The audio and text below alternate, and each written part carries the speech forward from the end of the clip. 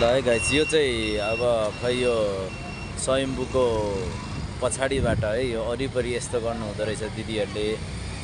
अघि पनि एकजना दिदी जानुभयो, टक्क ढुङ्गा राख्ने, सुतेर टक्क हात फार्ने, अनि ठक्क त्यहाँदेखि फेरि त्यहीँबाट ढुङ्गा राख्ने अनि फार्ने अनि त्यस्तो गर्ने। यो कन्टिन्यू है। यो के हो गाइस? यो चाहिँ यस्तो चाहिँ यो चाहिँ अचम्म छ।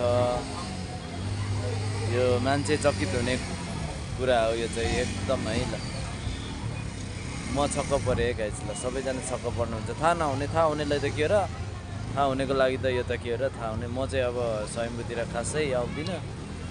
म आएको बेला चाहिँ यस्तो दृश्य देखेँ है गाइस। म चाहिँ खासै नआउने भएर होला यस्तो देखेको। सधैँ आउनेलाई त देखिरहेको कुरा वास्ता हुँदैन, तर मलाई चाहिँ एकदम नयाँ लाग्यो क्या। हटाऊ त, है को हो? यो त हटाऊ त।